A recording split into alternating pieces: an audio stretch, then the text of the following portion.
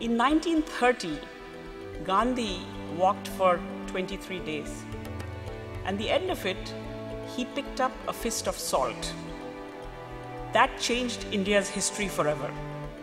Today, you don't need to walk, but if you pick up a book and work with kids, India's history can change again. Whoa. My name is Rukmini Banerjee. I work with Pratham, which is the name of my organization. And so the original idea of Pratham was to bring together a whole cross-section of people in Bombay as citizens of Bombay to really build one of the most basic things that any city needs, which is it's the foundation with education of its children. The one thing that I found quite interesting as I was looking at the information is your willingness as an organization to learn from critique. That we've been very open to measurement. We really want to know, are we reaching where we thought we ought to be going? This is a really interesting approach because no, most organizations do not use metrics. And I'm going to tell you, most companies, by the way, don't use metrics. We've done a lot of work with this group from MIT, the Poverty Action Lab. Yes. We asked parents, okay, here's my tool thing.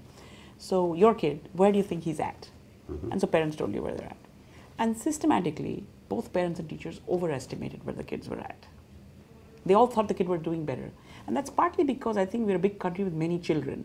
We love our children, but we don't actually pay very close attention to each child. Mm-hmm. But that's human nature.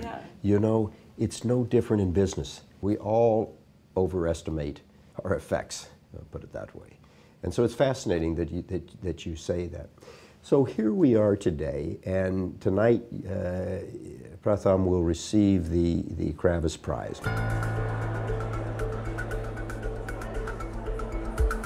I think as long as the world has existed, some people have tried to focus on altruism and on giving others a hand, and a hand up, not a push down, and so on. And I think that's the eternal challenge of our society. We feel that over the next couple of years, really looking at how we can think about leadership in a more kind of a concrete way might be the best way we want to use this. We have to have a lot of discussion, both with you and with perhaps others at Claremont McKenna and elsewhere, about what would be the best way to use this. Well, to me, a leader has to have a vision, first of all. It's got to start with that. What is the vision? And then from that, they have to be able to communicate exceptionally well that vision. They have to, obviously, in order to be a good leader, they have to have followers. And so they have to be able to convince people that their vision, their idea makes sense for people to follow behind them. It gives me great pleasure, Dr. Banerjee, and you are just a superb representative of this fine organization. And we hope we see you often in New York, and we hope we see you often when we're in India. And congratulations to you, and thank you for all you're doing for mankind and for India.